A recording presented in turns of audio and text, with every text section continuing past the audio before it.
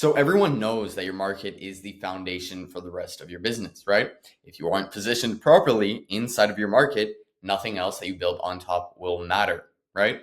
So today I'm going to be showing you exactly how to properly select your market so you can successfully scale long term. All right. So we all know there's three main markets, right? Health, wealth, relationships. And if you're watching this, you are most likely in the health niche, whether you are a personal trainer, online fitness coach, etc., right? But we don't just want to be inside of the health market. We want to niche down about 3 to 4 levels because we don't want to just help anyone lose weight or get back in shape, right? We want to help a very specific avatar solve a very specific problem. Okay? So when we're selecting a sub niche, this will actually allow us to achieve what I call market resonance. We end up with a very specific avatar where we can be super specific in our messaging, right? We're able to talk about their very specific problems, pains, dreams, etc. And because of this, they'll feel understood. If we can express their specific problems well enough, we will be viewed as an expert within that market, and therefore they will trust your ability to provide and clearly explain the solutions they need to actually solve their problems, right? Another thing that selecting a sub niche will actually allow us to do is it will allow us to actually raise our prices. So when we go from quote unquote helping anyone to becoming an expert at solving one specific problem, we can then charge more to solve it, right? It's the same reason why a neurosurgeon is paid more than a doctor, because he is specialized in solving one problem effectively rather than quote unquote fixing a broad range of issues ineffectively. Okay. Another cool thing that raising our prices will actually do is it will increase the perceived value of what we're selling. So Hormozy talks about this a lot, and he always gives the example of a study they did where they made participants drink 3 different wines, right? One cheap, one normal priced, one expensive, and they had to rate them from best to worst. Obviously, the cheapest one was rated the worst wine, and the most expensive, the best. But the thing is, it was actually the exact same wine in every single glass. People simply perceived more value from the same product because the price was higher, all right? So the same thing applies within the fitness industry. A lot of the time, it's not what you're selling that is the problem, but how you are selling it and how you are actually framing it. Okay? So now that we have that covered, we want to go into 3 things that you actually have to look for when you're selecting your sub market initially. Okay? So the first thing you have to look at is their level of pain. Okay?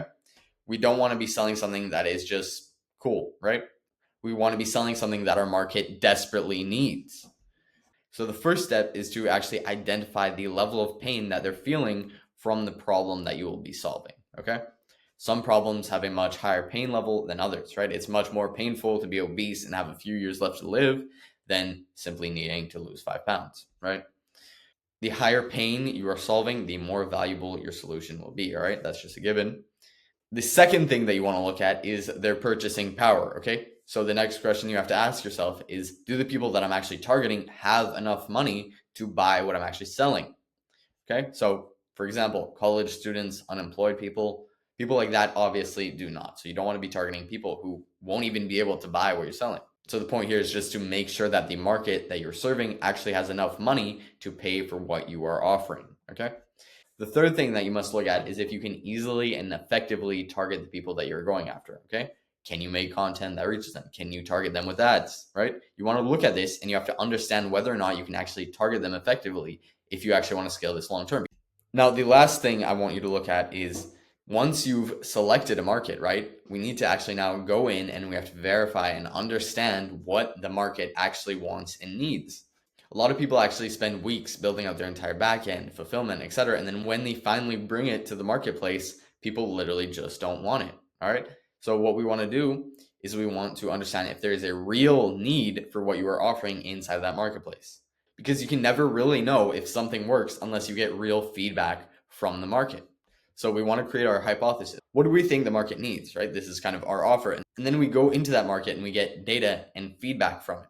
And then we get the outcome. And from that feedback, we can actually refine our initial hypothesis until we find something that works. Okay, so what I want you to do is I want you to go out and talk to as many people as you can within that market. But minimum, I want you to talk to 20 people and find out their current situation, their desired situation, the obstacles that they're facing trying to get to that desired situation, and how much they'd actually be willing to pay if you could help them get there, right? This will give you enough data to understand if the market actually has a need for what you're selling, what you want to offer, without wasting weeks of work setting up everything beforehand. All right.